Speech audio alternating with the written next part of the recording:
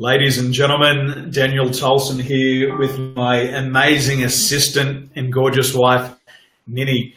Today on Facebook Live, Nathan Meola will be joining us from Melbourne, Australia. Now, I met Nathan at an event early on last year, and he was a part of the audience at BX. And we built a relationship and we got talking. And all of a sudden, I found out here's a guy who's lost more than half of his body weight. So Nathan was weighing in at 246 kilos, which is about 542 pounds. And through his weight loss journey, through discovering mental blocks and putting together the Meola Method, he was able to lose an incredible amount of weight. So Nathan, thanks for joining us here today on Facebook Live. Great to see you there. Daniel, hey, how you doing? Thank you so much for having me. Mate, it's a pleasure. This is, without pardon the pun, it's a huge success. A huge success, yeah. I mean, this journey of weight loss is just, sometimes we feel like there's a start and a finish to it, but it really isn't the case. It's just continual. So I appreciate you saying that. And again, thanks for having me. I kind of had to put on a nice shirt because I knew how you were going to be looking. So you know, it's good to see you guys. We set these standards, don't we? And I love what you said. It is a journey. I believe personally, weight management and weight loss. It's not short term. It's long term, and it's doing things from a long time, and it's setting that standard. So. Before we jumped on the call, Ninny's trying to work out who you looked like.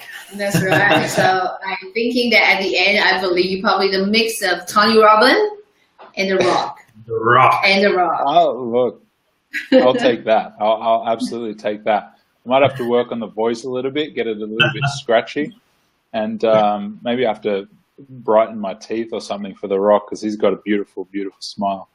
But thank you. I'll take that. He's got a big set of teeth. Yeah. I've got a tattoo right here. Oh, mate, you got to have that. It's all about the tattoo. You got to have that. Well, let's dip in. So, success leaves clues, and success comes in many different forms. And I believe, this is my personal belief, I believe that anybody who can put on, who can get to a weight of 246 kilos, they were very successful at putting on weight. They were very good at doing it.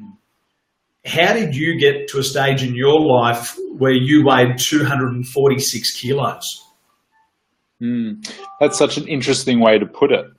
The fact that I was successful in putting on weight. And, I don't think I've ever thought of it that way before, but actually that's exactly what it was.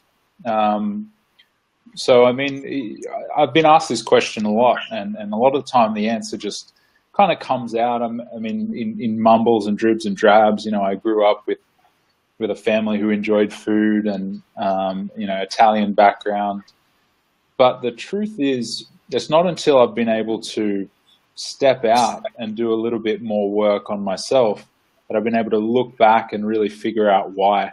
And for me, it all boils down to self-esteem, self-confidence, guilt, and shame, all rolled into a big,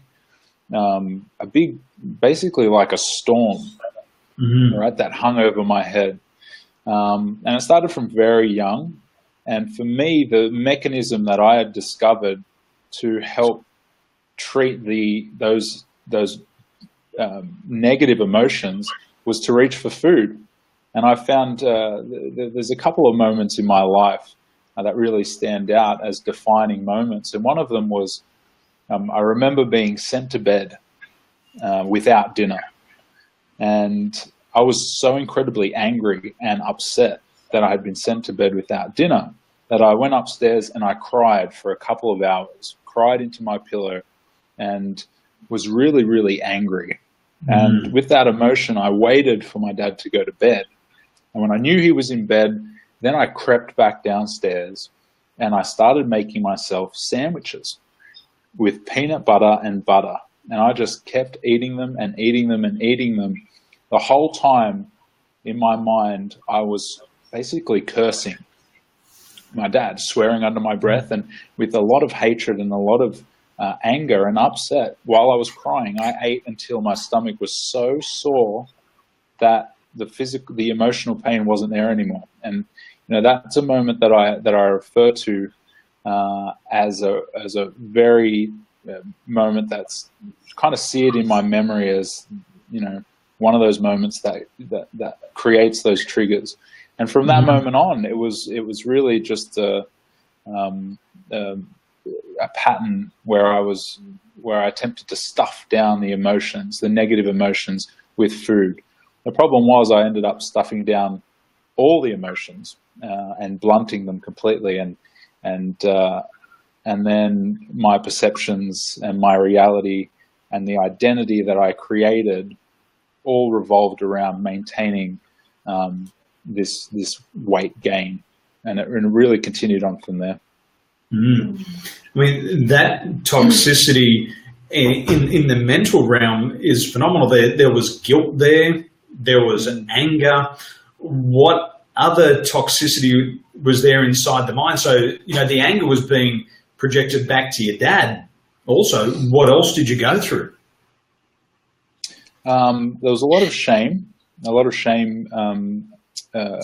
about myself, and as it continued on, shame about essentially what I was doing to the people closest to me by being so overweight. So that continued to feed in to this, I guess, war that I was waging against my own body, in terms of I hated my body. I hated what I saw in the mirror. But at the same time, it's all I ever knew. So I was, essentially, like I said, fighting a war of negativity against my body. And when we talk about the identity, well, the identity that I had created was this, from a very young age, the big kid, the biggest kid in the room, the funny fat guy, all of these things that was created that, I tried to maintain. And then diet failure after diet failure all started to drive my self-esteem into the dirt, until, I truly believed that it was impossible for me to lose weight, that this was just the way that I was. My NLP trained mind sees all of this energy towards feeling the shame, the anger, the guilt, and holding up that identity. The question that I come up with immediately is, if you would have used all that energy to get to your ideal weight back then, how would have life been different if you used that same energy but to get your body the way you wanted it to be? Well, yeah, absolutely. If I'd used that same energy to get my body to where it wanted to be, to focus my intention on creating the life that I wanted to create, on the relationships in my life and the relationships with my family and friends, how would my life be different? Absolutely. Yeah, that's an interesting question. Yeah, mate, it's just amazing, because I believe that in everything in life, for a cigarette smoker, for them to remember to smoke a whole packet a day, there's a strategy in there. And if they could remember to use that to breathe fresh air, or use that same strategy to create health, the difference in their life would be so dramatic. So we've just got a great comment here from Claire. How amazing to speak so honestly. Thank you so much for sharing about self-punishment through food. It is amazing. And when we look at modeling excellence in NLP, we always want to speak to somebody who's getting results in the area of life that we want results. And I know that there's a lot of people who will be watching this who have been struggling with weight. So you've gone through the process, which makes you the authority, Nathan.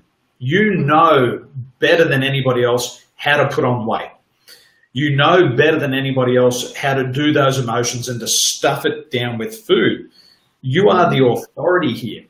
and you're taking that knowledge out and you're helping Australians. So you've been traveling around the country, transforming the minds and the bodies of people.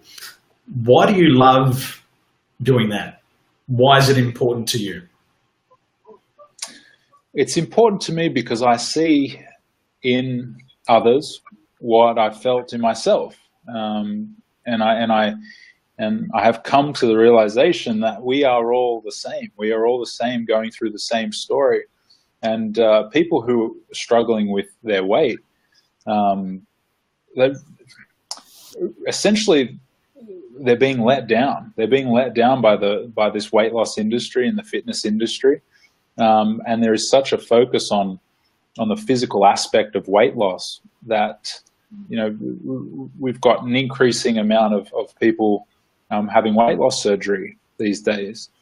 And not only that, but having weight loss surgery, and like myself, because I had weight loss surgery as well in 2005. But what I found after 6 months was, after losing a whole lot of weight, I was in an even worse place. I was continuing to binge eat. I still wanted to stuff the emotions down with food. The only difference was now I had a physical restriction, which caused a massive conflict inside me, that caused depression, physical pain, and just put me in a really, really bad place. Actually, the kind of the worst mental place that I had been in, even more so than when I was at my biggest. So the reason I do this, the reason I love to do this, is simply to connect with people, share my story, and be able to let them know that they aren't alone, that this story is a story that lots of people are going through, and that there is a way out, and that it doesn't have to be miserable.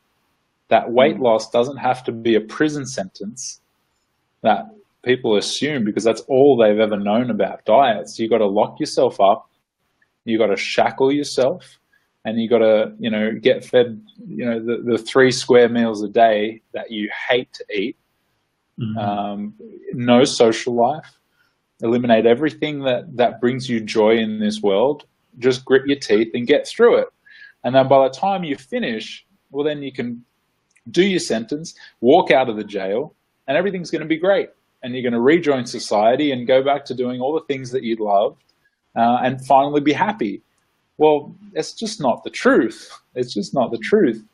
But the actual truth is better than that, because it doesn't have to be miserable. Through this journey of weight loss, doesn't it sound a little bit better? Doesn't it actually make a little bit more sense that in order to do it, you have to enjoy what you're doing? You know? Does that make sense? This is blowing my mind, and I can see the comments coming through now. What a guy, such an inspiration to others going through similar situation. A lot of it stems from the mind and the mindset. Claire says, so powerful. The authenticity to say to someone, I understand. That right there is the beginning of that journey together. It concerns me that this society regarding weight operations, everyone wants immediate results immediately. However, with the right emotional support and programming of new habits for the long term is paramount. That's exactly right. And I just want to go back to that, the ability to say I understand and really mean it. I've found that to be such an incredible tool, just to tap in, just to allow someone, maybe for the first time in their entire lives, to open up and share some of the things that they've been struggling with, share some of the things that have happened in their past, that have caused them to decide that they want to punish themselves. And, you know, you start to see very quickly that food is, I mean, to be honest, like Daniel and Nini, food is one of the most amazing things that we live for. It's full of joy and happiness and celebration, and for a lot of us, a lot of people struggling with their weight, they've forgotten, or maybe they've never even known what it feels like to truly enjoy food. You know, and it's a horrible thing, because when you think about it, it does play such a massive part in our lives. I mean, food is life. So when you get to this point where we cut it all off, and you know, it starts to become, like I said, fighting a war against food and our bodies, it's very hard to explain that to someone who doesn't understand. And I understand it, and that's why I love doing what I do. Incredible. Simon Miller says, incredible to hear the surgery the system performed to help you, put you in a worse position. Amazing story. Thanks for sharing. These are the insights that people need to know. They need to know. I worked with a guy in Australia, and he had gastric band surgery, and he just discovered that he could basically drink the gravy and mashed potato from KFC. He'd put it down there, he'd put the ice cream in there, and he was bigger after his surgery. And I was scratching my head, and I said, you know, has anybody ever talked to you about mindset? Not one person mentioned mindset before, during, or after the operation. Incredible. So you've seen a lot, you've experienced a lot. In your opinion, what are the keys to sustainable weight loss? Well, the keys to sustainable weight loss. Okay, well, if we want to say mindset as an umbrella term, that's definitely got to be number one. But what do we talk about when we say mindset? You know, I find it can be quite a broad term. What I talk about when I talk about mindset is a couple of things. First of all, decision. So with any client I work with, the first thing we work on is making a decision, making a real decision to change, a decision that they may think they've made before in their lives, you know, as they start each new diet, but not this kind of decision. A real decision with enough leverage attached that they really mean what they say. And we do that by, you know, essentially taking a person to realize and take full responsibility for the situation they're in, and the fact that every decision that they've made, they are responsible for, and it's taken them to this point right now. So decision, responsibility, and then acceptance, truly accepting the place that you're in, and everything from then on can happen after that. So that's where we like to start with the mindset. And then it moves into, I would say, starting to work on practically on the habits. So like you said, it's very interesting that you said after the surgery, someone can figure out a way to eat enough calories to continue putting on weight, which is actually a very, very hard task, because you actually have to become even more strategic and more organized in the way that you do things in order to be able to find a way to eat more calories. So we're talking about the habits, and we look at all the habits as a whole and start to break them down and start to attack them one by one and just eliminate, you know, start eliminating, or better than eliminating, switching the bad habits into habits that are going to take you forwards rather than backwards.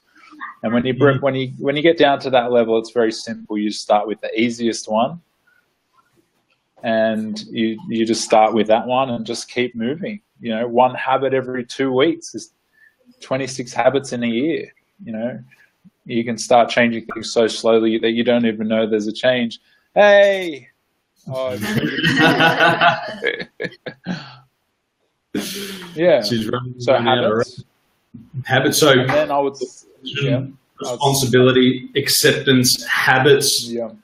habits, and then I would go the work, because, you know, as much as, you know, it always starts with the mindset, but the mindset is what sets you up to be able to do all of the things that you know you have to do to essentially start to work on the physical damage that you've done to your body after all these years. And part of the acceptance and responsibility is working through the guilt, right? So giving up and being okay with actually where you are right now, because as long as you continue to feel guilty about getting yourself to this point, there's always going to be the self-sabotage. There's always going to be the want to punish ourselves.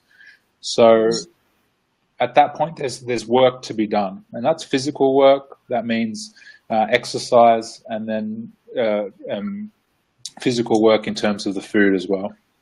And if I can add one more quick one after that, in terms where we need to change the thinking from short term to long term, way long term, longer term than you could ever imagine.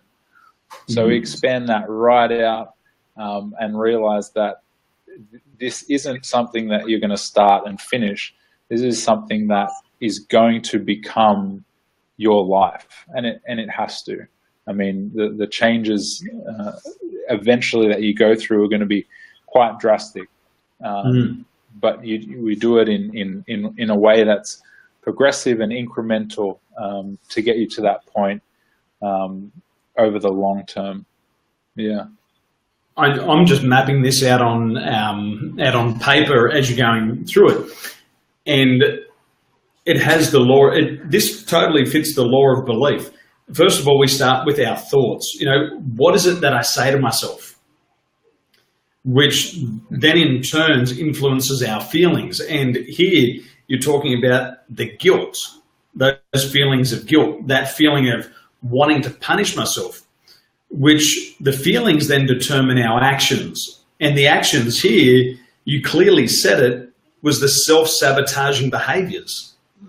And then you were talking about going long-term, longer than you possibly had ever thought before, which here in the law of belief is what I end up with. And what you're sharing with me here is I'm tying it back into the work of Brian Tracy and the law of self-belief. So these thoughts and these feelings of guilt leading to self-sabotage, leading to a body that just becomes way overweight and totally unhealthy. The other thing that Brian Tracy says, which I always come back to, and you were talking about it before, is making a decision. Brian says that if we have to make a short-term decision, like what I'm going to eat for lunch today, what am I going to wear today, we use short-term thinking. But I believe personally, after hearing your story here, is that food choices need to have long-term thinking on them. I'm going to have a hamburger. I'm going to have a bottle of Coke. I'm going to have a milkshake. I'm going to have some fries. We use short-term and fast thinking. But these small choices are adding up to big changes in the body throughout our life. And before we know it, that outcome is a body that's unhealthy. So based on your work, I believe that food choices should have slow thinking to fully consider what we're really putting in ourselves and for what reason we're grabbing that food, which takes me back to this image that you said before that's in my head, is that you were taking these peanut butter sandwiches, loading them up with peanut butter and just ramming it down and pushing that emotion down. I mean, this psychology, Nathan, is phenomenal, and it comes from you, and you're the authority because you've been in that situation. Yeah. You've been there.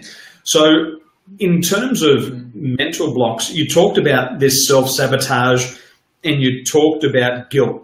What are some of the other ones that you've seen? What are these mental blocks that people are going through? definitely, definitely illness around weight and injury. So I get a lot of people who start their sessions with me or start coaching with me by listing off all of the illnesses or diseases that they have that are preventing them from losing weight. And I can almost recite the list word for word. It starts the same way and it always ends with the same way. And, with these things, they're all obesity-related illnesses. But, it's chicken or the egg, right? So once you go to a doctor and they diagnose you with, say, PCOS, what comes along with that diagnosis is, okay, well, now you have PCOS, and people with PCOS find it almost impossible to lose weight. But in order to get through it or to manage it, then you have to lose weight. So it's like, immediately that's one of the biggest blocks that I see. I just can't lose weight because I have this or that. Another one that I see is I've tried so many diets. I'm not meant to be skinny. Another one that I see is what tends to happen once a person starts losing a lot of weight and they start to feel good about themselves. They have this period of motivation and inspiration where they, like I said before, block out the entire world. Stop mixing in the same social circles. They're at the gym 7 days a week. They've cut out all the calories, stopped alcohol and smoking and everything all at once. And they feel really good about themselves. And the funny thing is, when they lose all that weight and they see someone maybe that they haven't seen for a while, or a family member says to them, wow, you're looking really good. Have you lost weight? Sometimes that compliment in itself is enough to essentially send a person right back into self-sabotaging behavior. It's actually quite interesting. And I wonder if you had a take on that, in a person losing a whole lot of weight and then getting a compliment, and the compliment triggering self-sabotage behavior. Mate, I've seen it before.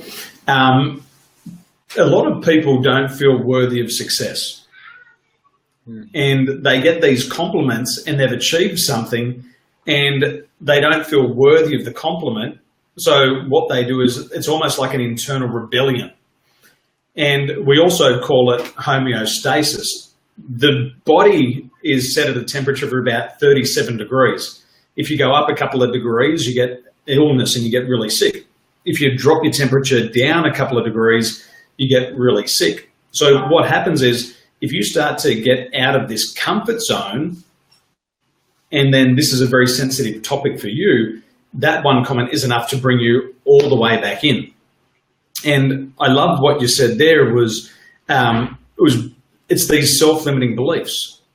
Do I deserve to be this ideal weight? Do I want other people to notice? And it triggers off all these past emotions, because although the physical body's changed, the mindset is still the same.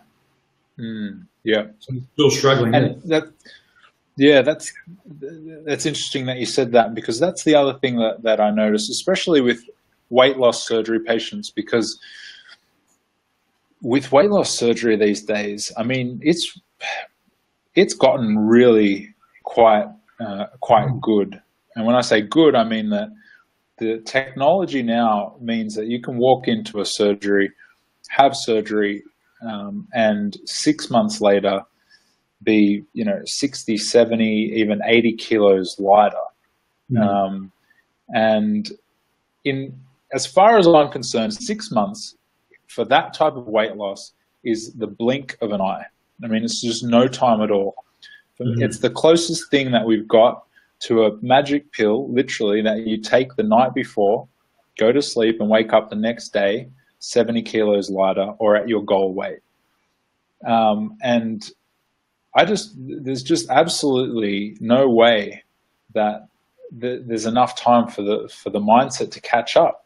And I know when we say catch up, you often correct me that it's not actually a catching up, but at someone at that point, when they look in the mirror, they don't see the physical representation. They still see the same person, and I mean that quite literally. Yeah, we call it the self-concept.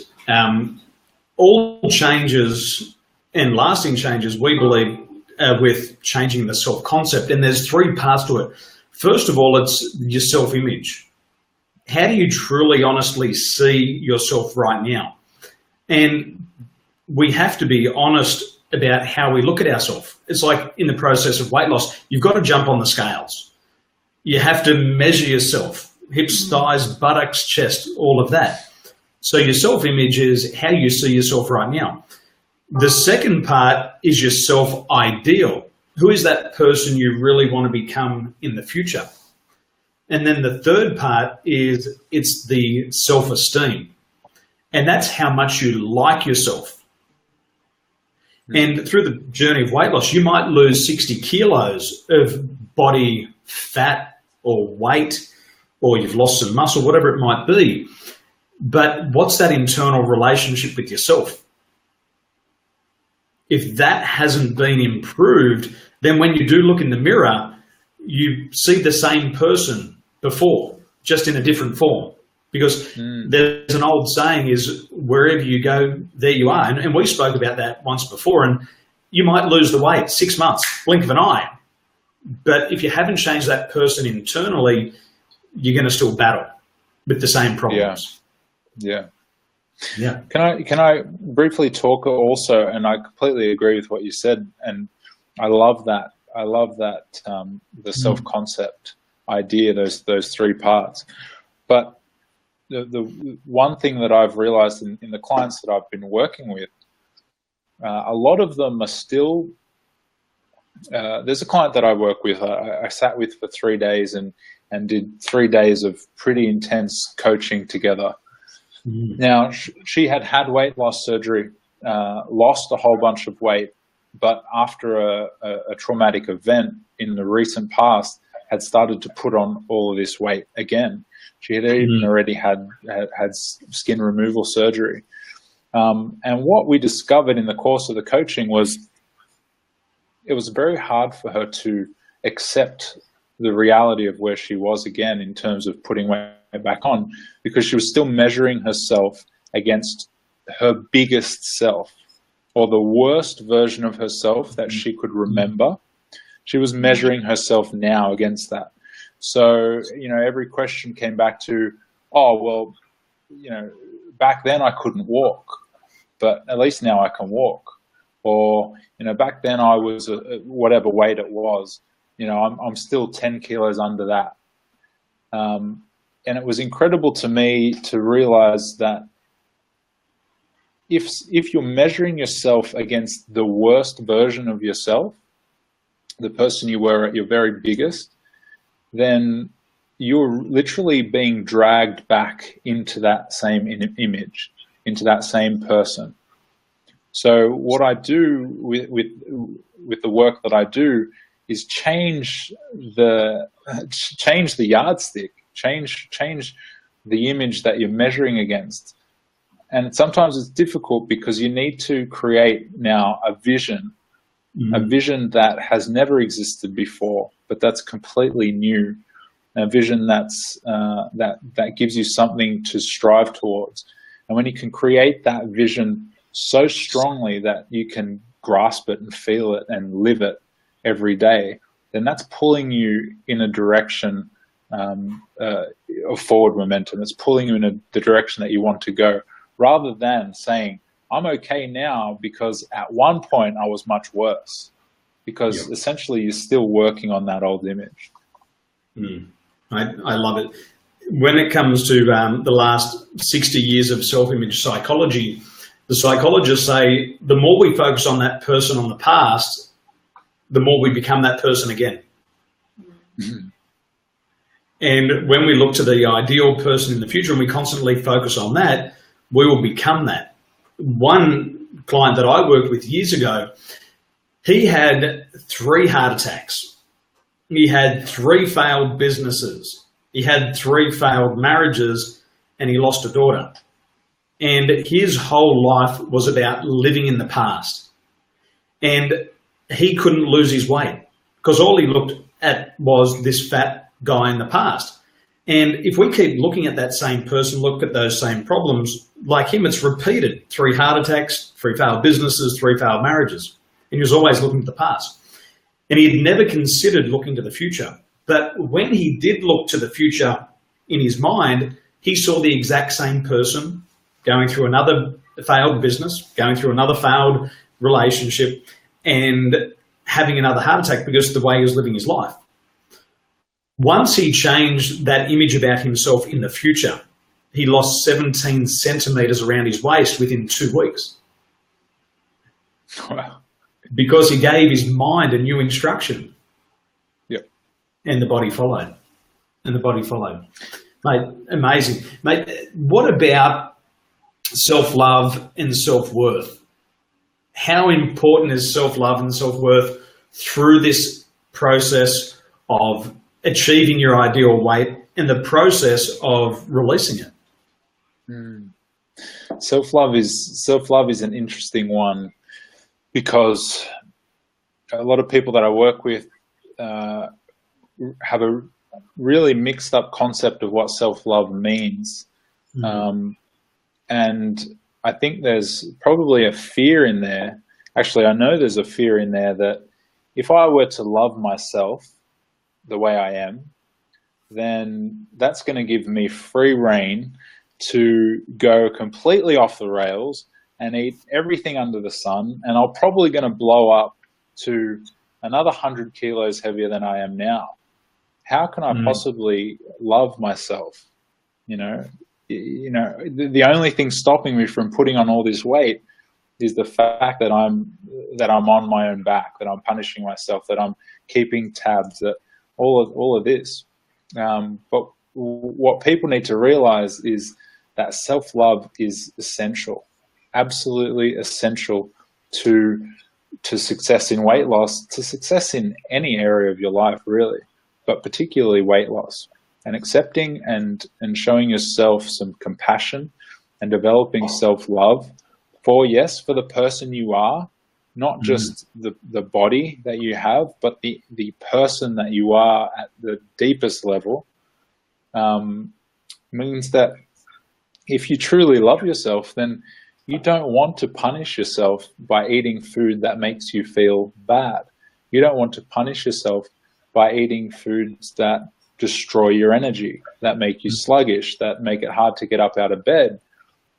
You don't feel like sitting on the couch and doing nothing. You feel like getting outdoors and walking around.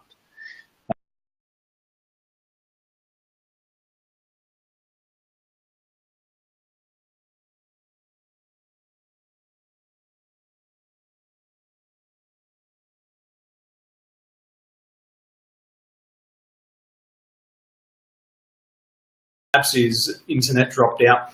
What I'm finding really fascinating here with Nathan, first of all, it's real.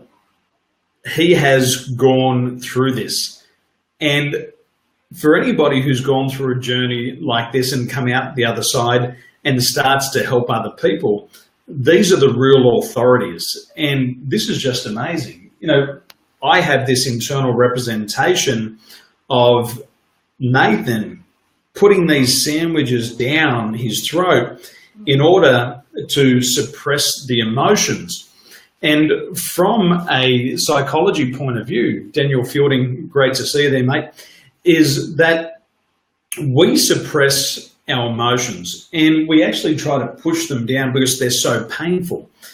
The unconscious mind actually brings these emotions to the surface so that you can actually release them. And it takes so much energy to suppress these emotions.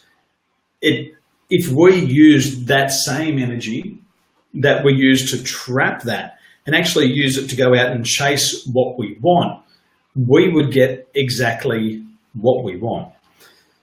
The things that Nathan's covered here already. The fear of actually becoming your ideal weight. People fear success. I was speaking to a woman just the other day, and her biggest fear was becoming a success.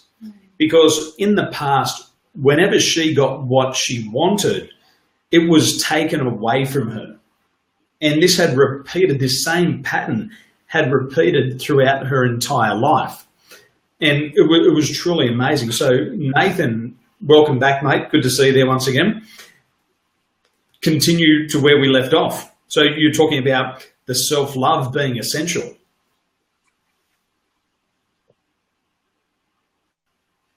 You're back. You're back. So self-love.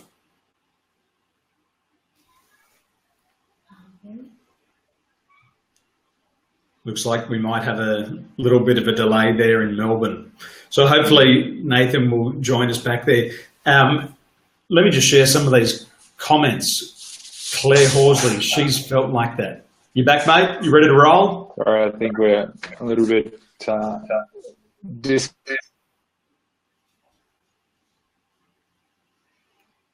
I'll just hand straight over to you.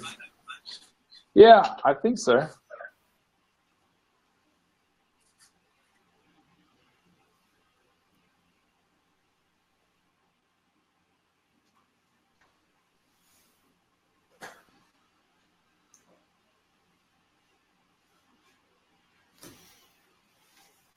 Looks like we've got a little bit of an internet challenge there. So we'll wrap it up right now, and we really appreciate Nathan getting on here with us. And if you want to discover more about the Meola Method, be sure to add Nathan on Facebook and follow his journey, because it is absolutely phenomenal.